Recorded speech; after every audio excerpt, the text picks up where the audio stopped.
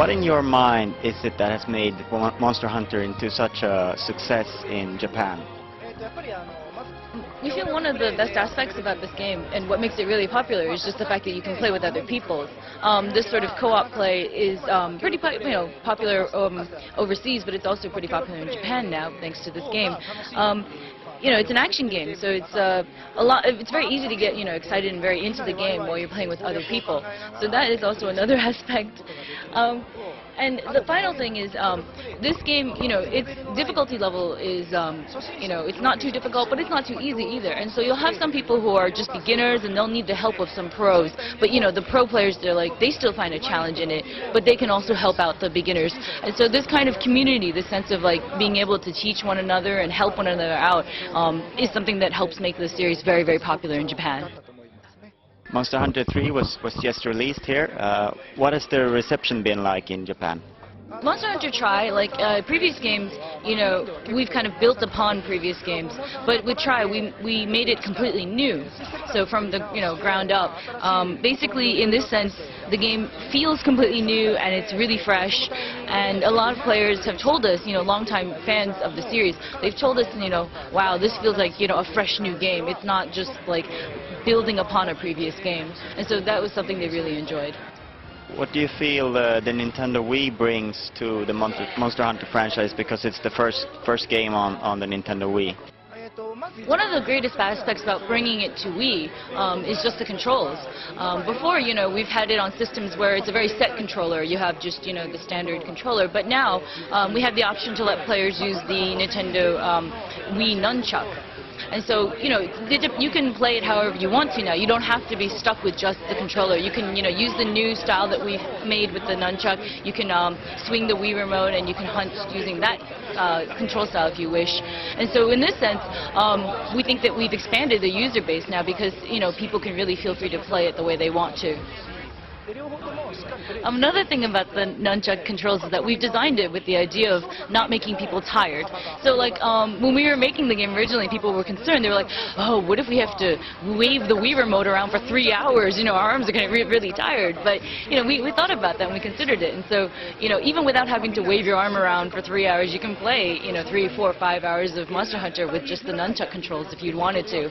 And so, it's kind of a nice, fresh feeling to be able to play it in this new way.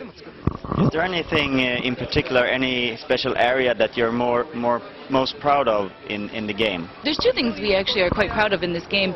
First of all is the single mode. The single player mode in previous games, it used to have a sort of a light story that sort of connected everything together, but it wasn't as complete. But this time we have a much more fuller, richer scenario that leads the player into the game and into the world, so that you can learn the controls and learn how to play the game very naturally, instead of before where it was tutorial, tutorial, tutorial.